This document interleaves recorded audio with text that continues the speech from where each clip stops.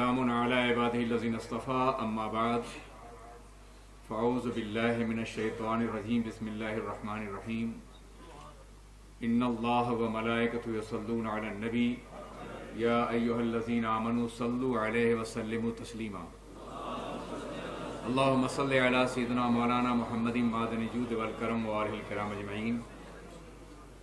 अल्हम्दुलिल्लाह इस अज़ीमुश्शान कॉन्फ्रेंस में वो अजीम शख्सियात जलवागर हैं कि जिनके अस्माए गिरामी के हवाले से गुफ्तगू का आगाज़ किया जाए तो मेरा ये ख्याल है कि मेरा वक्त ख़त्म हो जाएगा, यानी तकरीर का।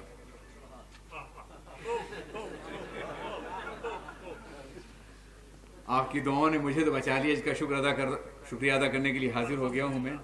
दुआ कीजिए अल्लाह मुझे तवील ज़िंदगी अता फरमाए। लेकिन मैं इन तमाम अकाबिर की बारगाह में एक शेर नज़र करता हूँ।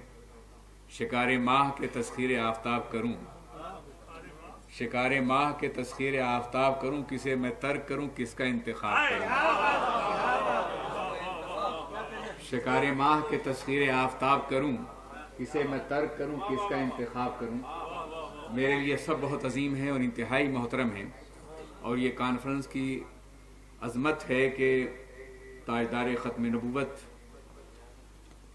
की बारगाह में खिराज एहतराम पेश करने के लिए इतने उलमाए किराम और मशाइख किराम जलवगर हो चुके हैं, और वो लोग भी जिनके अजीम अजदाद गिरामी ने इब्तदाई तौर पर ख़त्म नबूवत के मार्के को सर किया था और उम्मत मुस्लिमा को बेदार किया था। आज वो खानकाहें भी, उनके शहजादगान भी जलवगर हैं।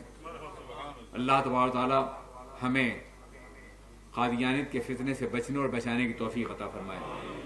ज़ाहिर है मुझे एहसास है कि वक्त की तंगदामानी किसी तफसीली खिताब का मौका नहीं दे सकेगी, इसलिए मैं चंद कलिमात अर्ज़ करना चाहता हूँ।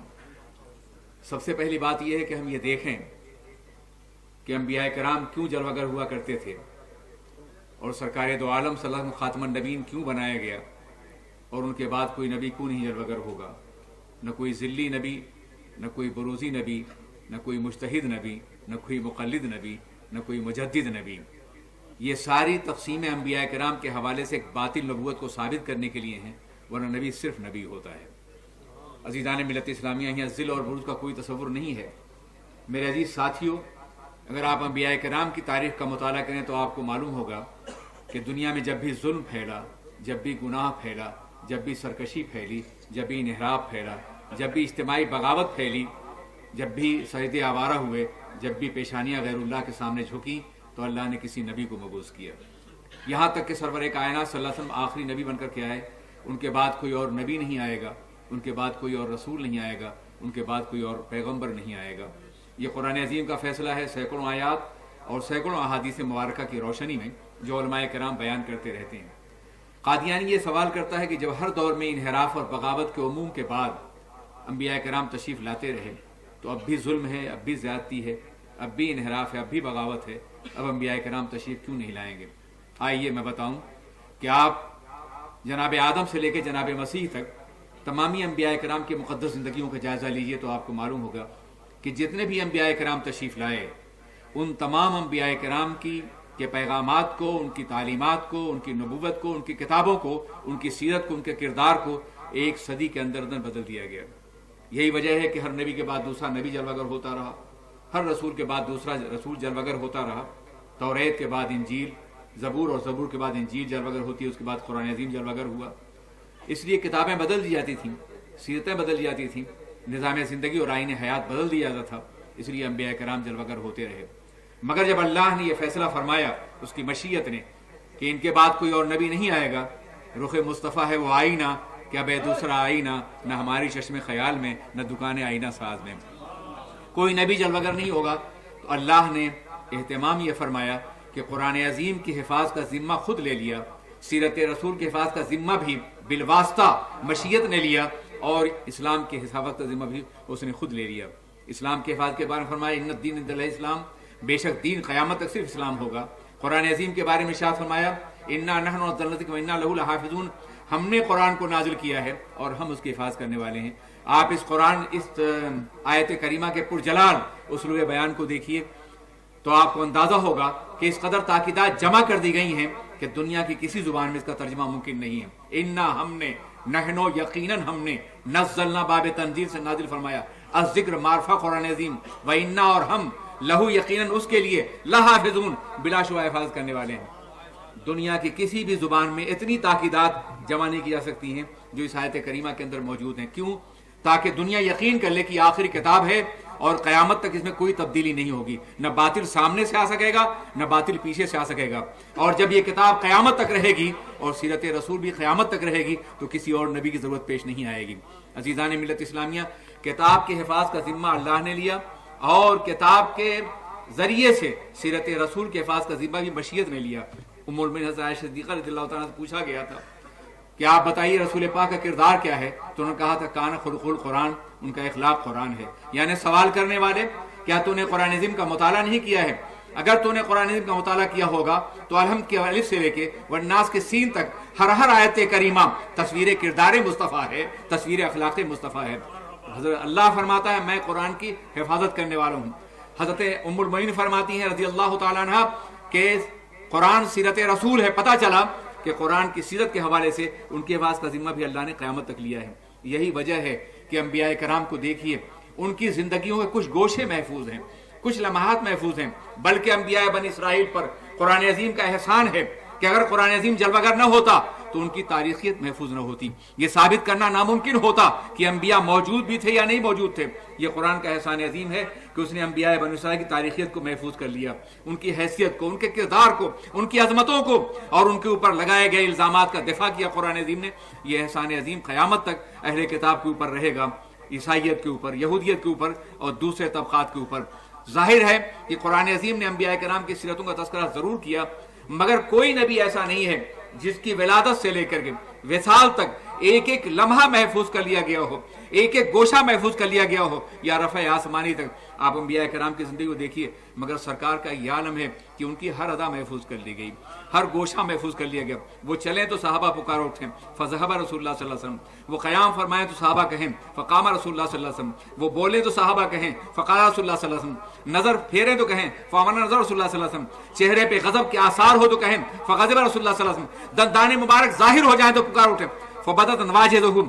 ایک ایک عطا کو محفوظ کر لیا گیا، ایک ایک گوشے کو محفوظ کر لیا گیا تاکہ سیرت رسول کو چہرے مصطفیٰ میں اور کردار مصطفیٰ میں پڑھا جائے اور قرآن عظیم کو نور مصطفیٰ کی روشنی میں سمجھا جائے.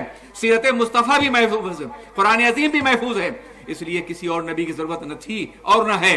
اگر آپ تاریخ کے ارتقاء کا جائزہ لیں، ایک مستقل دروازہ ہے مطالعے کا جو یہاں کھلتا ہوا نظر آتا ہے کہ انبیاء کرام تاریخ کے مختلف ادوار میں تدریجاً تشریف لائے.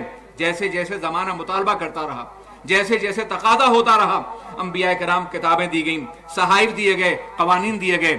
مگر سرور کائنات صلی اللہ علیہ وسلم تاریخ کے اس موڑ پہ جلوہ گر ہو رہے ہیں جب تاریخ ایک عظیم انقلاب کے لیے تیار ہو چکی تھی، جب ذہن انسانی بیدار ہو چکا تھا اور فیصلہ حق و باطل کی صلاحیت ذہن انسانی کو مکمل طور پہ دی جانے والی تھی. تب اللہ کے رسول جلوہ گر ہوئے اور ایک آخری کتاب لے کر کے، ایک آخری قانون لے کر کے، جس کا عالم یہ ہے کہ ہر دور کے لیے قانون ہے، ہر عصر کے لیے قانون ہے. سوالات آج پیدا ہوتے ہیں، جواب 1400 سال پہلے سے موجود ہے. قادیانیت آج کا فتنہ ہے، جواب قرآن عظیم کے اندر دیکھو.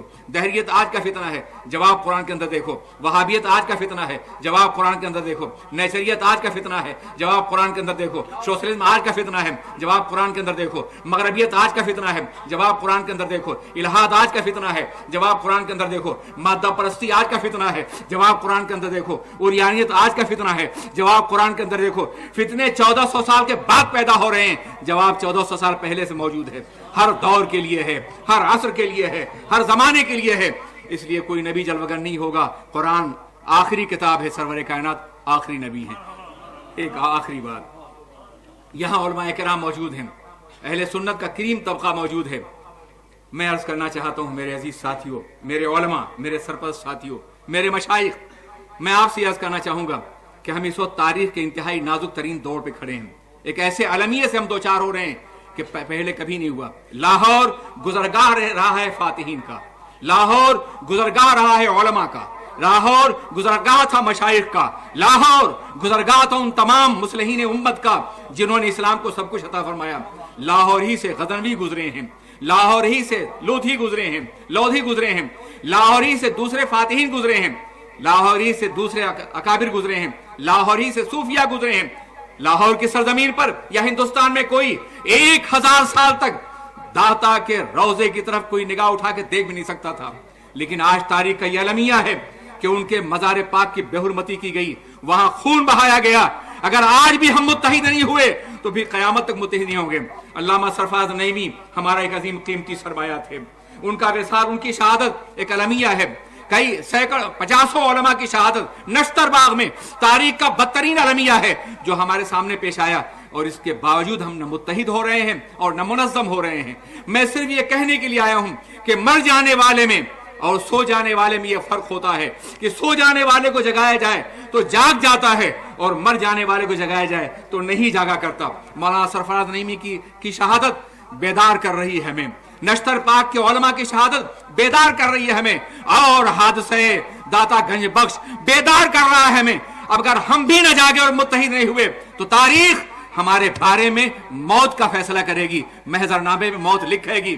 अजीजान मिल्लत इस्लामिया, बेदार हो जाइए, मुत्तहिद हो जाइए, छोटे मोटे इख्तिलाफात को फरामोश करके खुदा दीन रसूल के लिए, एहतराम रसूल के लिए, औलिया किराम की मोहब्बत के लिए, मज़ारात पाक के तक़द्दुस के लिए, शायर इस्लामिया के लिए अपने को इतना मुत्तहिद कर दीजिए कि दुनिया की कोई ताकत आपको चैलेंज न कर सके।